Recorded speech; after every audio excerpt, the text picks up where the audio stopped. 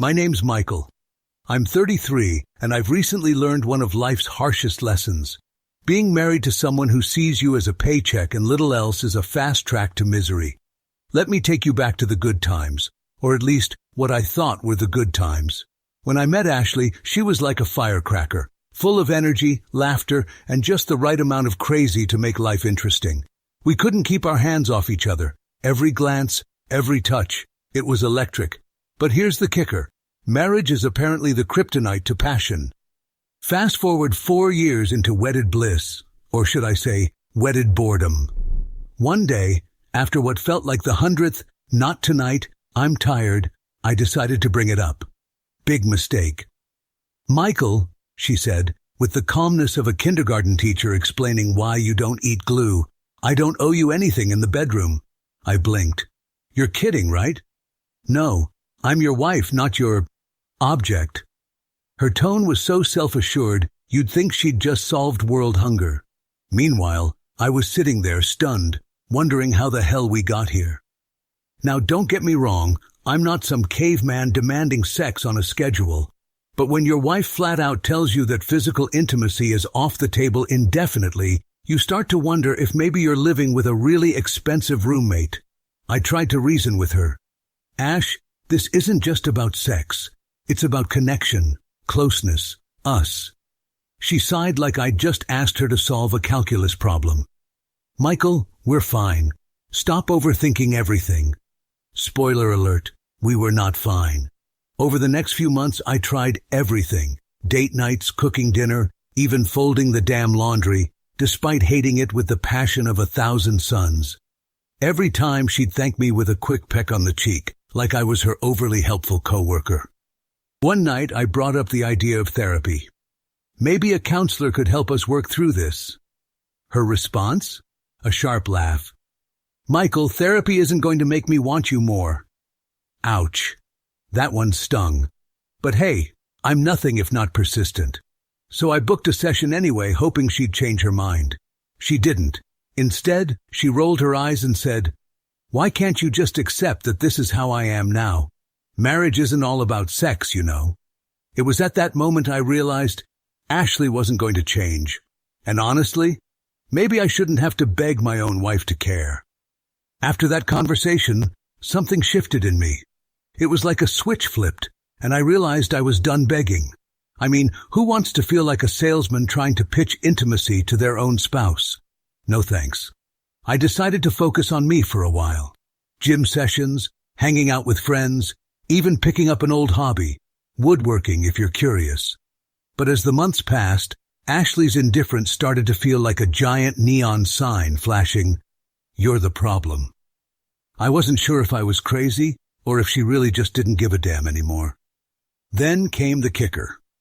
One day, out of nowhere, Ashley waltzes into the living room with a smile that could light up Times Square. "So," she begins, sitting down like she's about to pitch me a business proposal, "I've been thinking, maybe we should start trying for kids." I almost choked on my coffee. "Kids? Are you serious?" "Yes, Michael. We're not getting any younger, and it's the next logical step."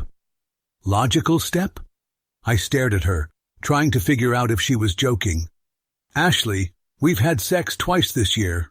Twice. You really think now's the time to have a baby?" Her smile faltered, but she quickly recovered. "Well, maybe that's something we can work on." Oh, now she wanted to work on it? How convenient. I could feel my blood pressure rising, so I did what any reasonable husband would do. I left the room before I said something I'd regret. That night, lying in bed, I stared at the ceiling and thought about what she'd said. Kids weren't just a logical step. They were a lifetime commitment. And the idea of raising a child in a marriage where one partner was checked out wasn't just depressing, it was terrifying.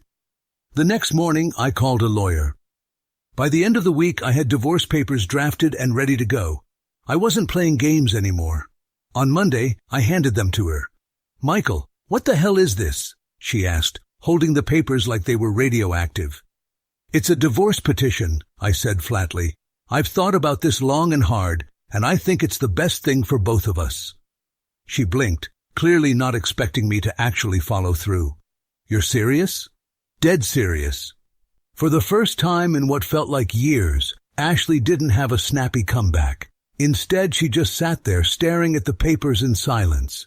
Over the next few days, Ashley went from shocked to full-blown hysterical. There were tears, arguments, and the occasional guilt trip.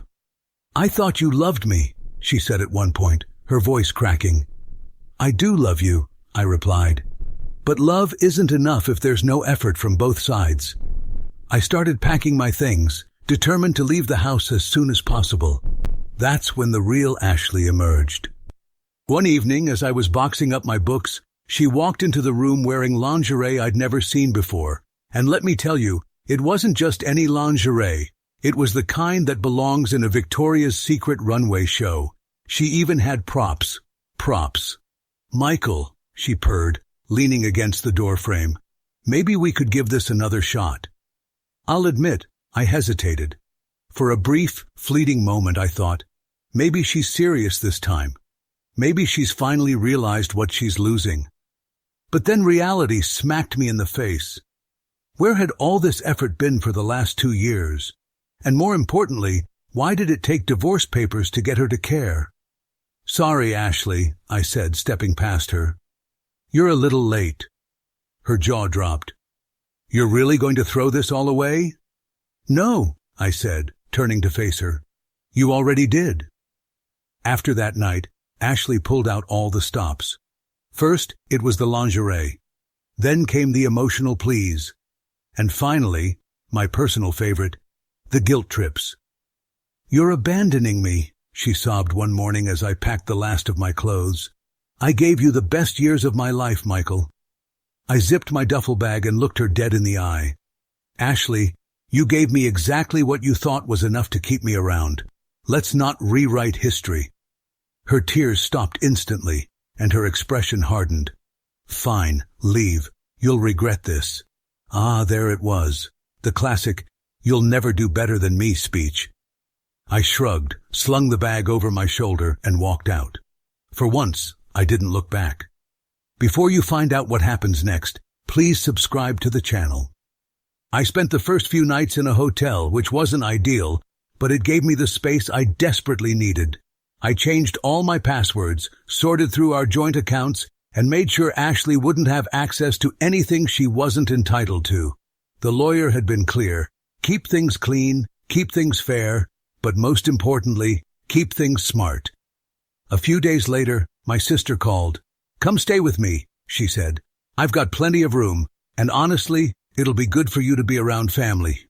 By the weekend, I was back in my hometown, crashing at her place while I figured out my next steps. It felt surreal. The house we shared, the life we built, it was all behind me now. But of course, Ashley wasn't done. Not by a long shot. The texts started first. "I miss you. Can we talk? I know I messed up. Please, just give me one more chance. This isn't who we are, Michael." I didn't respond. My lawyer had advised me to limit communication, and honestly, I didn't want to get sucked back into her web. But then came the voicemails. "Michael, please, I'll do whatever it takes to make this right. Just come home." Home? That house hadn't felt like home in years. About a week later, Ashley's attempts to fix things hit a new low. My sister and I were sitting in the living room, catching up, when my phone buzzed. It was a picture from Ashley. I hesitated before opening it, and when I finally did, I almost dropped the phone. It was her, dressed in more lingerie, holding a bottle of champagne, with a caption that read, "Let's celebrate a fresh start."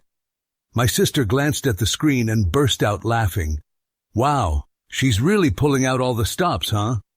"Yeah," I muttered, deleting the photo. "She's nothing if not persistent."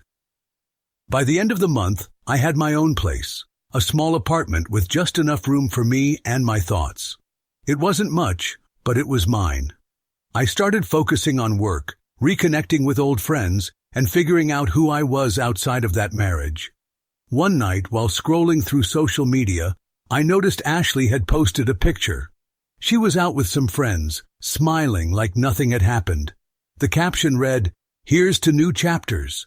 I couldn't help but laugh. For someone who'd claimed she couldn't live without me, she sure looked fine. But then again, appearances had always been Ashley's specialty. I'm not saying everything was perfect. There were days I felt lonely, nights I second-guessed my decision, and moments when I wondered if I'd ever find someone who truly got me. But as time went on, those feelings faded, replaced by a sense of peace I hadn't felt in years. For the first time in a long time, I wasn't living in someone else's shadow. I was living for me. The divorce went surprisingly smoothly. I mean, don't get me wrong, it wasn't fun. Lawyers, paperwork, and awkward meetings with Ashley where she tried her best to look like the wronged party. It was all exhausting. But in the end, we kept things civil. The house? She wanted to keep it. Honestly, I didn't care. That place had too many memories I was ready to leave behind. The agreement was simple. She'd pay me half of its value over the next 5 years. My lawyer made sure the terms were airtight. No late payments, no excuses. Ashley tried to argue, but I wasn't budging. Everything else, bank accounts, furniture, was split right down the middle, fair and square. I walked away feeling lighter, like I'd just dropped a 100-pound weight I didn't even realize I was carrying. About 2 months after the divorce was finalized, I was finally settling into my new life. Then came the phone call from my old friend Jake. Jake and I had been close for years, and while he wasn't one to gossip, this time he couldn't resist. "Dude, you'll never guess who Ashley's dating now," he said, his voice barely containing the laughter. I sighed.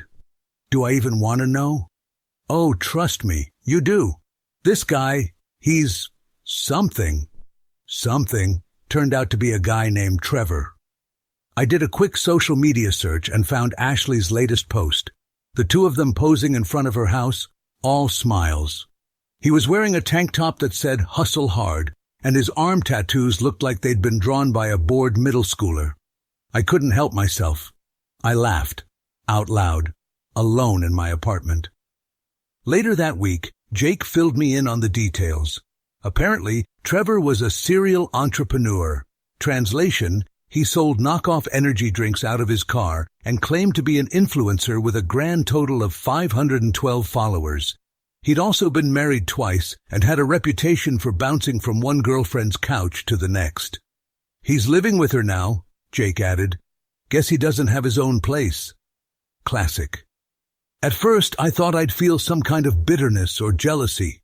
But honestly, all I felt was relief. If Trevor was Ashley's idea of an upgrade, then I definitely dodged a bullet. Still, I couldn't help but wonder how long it would take for her to realize she'd traded stability for, well, whatever Trevor was offering. Not my problem anymore, though. After the whirlwind of the divorce and the ridiculousness of finding out about Trevor, I decided I needed a break. Not just from work or unpacking my new apartment, but from everything. A night to just relax, enjoy myself, and maybe, if the universe was feeling generous, meet some normal people for a change. That's how I ended up at a small craft beer bar downtown. The place was buzzing with energy, but not too packed, just the right vibe. Rows of taps lined the wall, each labeled with quirky names like Apocalypse and Pineapple Express IPA. I grabbed a spot at the bar, ordered a flight of the most interesting-looking beers, and let myself exhale for what felt like the first time in months. I was halfway through a delicious chocolate stout when she walked in. Short, auburn hair, an easy smile, and a leather jacket that screamed, "I'm cooler than you, but I won't rub it in." She slid onto the stool next to me, glanced at my flight, and smirked. "Trying to drink the whole menu?" she teased. I laughed. "Just narrowing down my favorites. Any recommendations?" She grinned. "Depends. Are you a hops guy or a hide the alcohol with fruit guy?" "I'd like to think I'm versatile."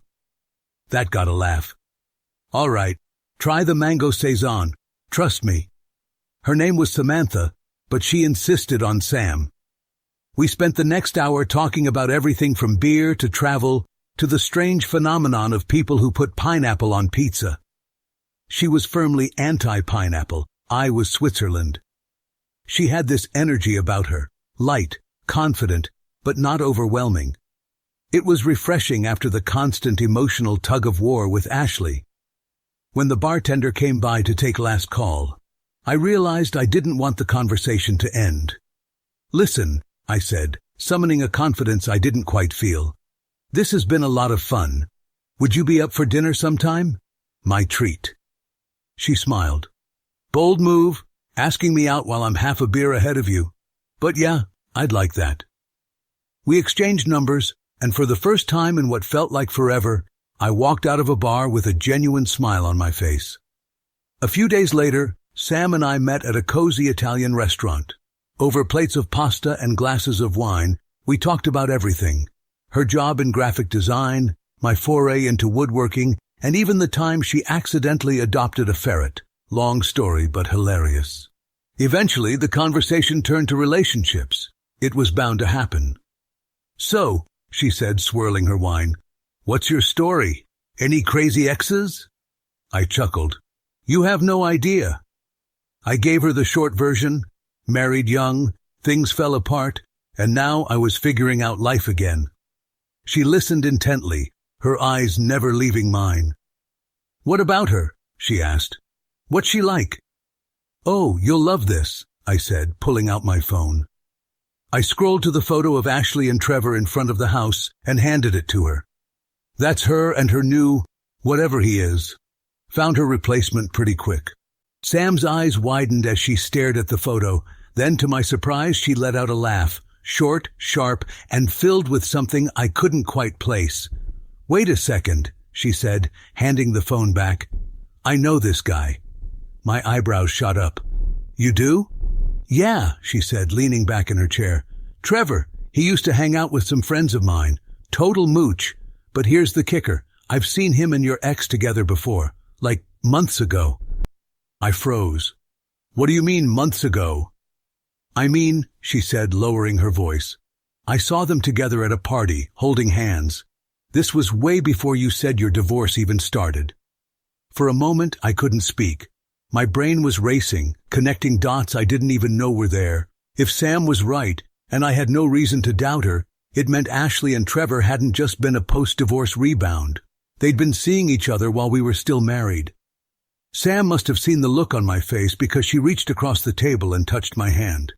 "Hey, you okay?" "Yeah," I said slowly. "Just processing." She smiled sympathetically. "For what it's worth, you're way better off. Trevor's the type of guy who'll drain her dry and then move on to the next sucker." That brought a smirk to my face. "Good to know." We finished dinner, and when we parted ways, she gave me a hug and said, "Don't let this drag you down. You've got better things ahead." Sitting on my couch, I found myself staring out the window at the quiet city skyline. It had been weeks since the dinner with Samantha, and while things were looking up, my mind occasionally drifted back to Ashley. Not out of longing or regret, but curiosity, trying to piece together what went wrong and when. I'd been replaying moments in my head, little things that hadn't stood out at the time but now felt glaringly obvious. The late nights she claimed were work events, the sudden uptick in her gym sessions when she barely cared about fitness before, the way she guarded her phone like it was the nuclear launch codes, and of course, her complete disinterest in me. At first, I'd blamed myself. Maybe I wasn't exciting enough, successful enough, or attentive enough. But then came the big realization. It wasn't me. It was never me. It all started to click after what Samantha said about Trevor. If Ashley had been seeing him for months before the divorce, who's to say he was the first? The dots connected in a way that made my stomach churn. Her sudden refusal of intimacy, her emotional distance. It wasn't just because she'd lost interest in me. It was because she'd likely found someone else. Maybe even more than one someone else. And the part that stung the most? She'd let me sit there, blaming myself, trying to fix a marriage she had probably checked out of long before I realized it. But then, as the weight of that thought settled, I felt something surprising. Relief. Pure, unfiltered relief. Ashley's choices weren't a reflection of my worth or my effort. They were a reflection of her selfishness, her inability to communicate, her need to fill whatever void she had by seeking validation elsewhere. I had spent so much time wondering what I did wrong when the truth was, I wasn't the problem. And now? Now she was Trevor's problem. I laughed softly at the thought. Good luck to her. Something told me she'd need it. As for me, life felt lighter. Samantha and I had been seeing each other more often, and every time I was with her, I felt this spark. Something I hadn't felt in years. She was kind, funny, and completely upfront about who she was. There were no games, no mind-reading required. Conversations with her felt effortless, like catching up with an old friend while simultaneously discovering someone new. Sure, it was early days, and I wasn't rushing into anything, but for the first time in a long time, I was excited about the possibility of something real, something that didn't require begging or bending over backward just to feel seen. If you enjoyed the story, please subscribe to the channel. I wish you a great mood and good luck.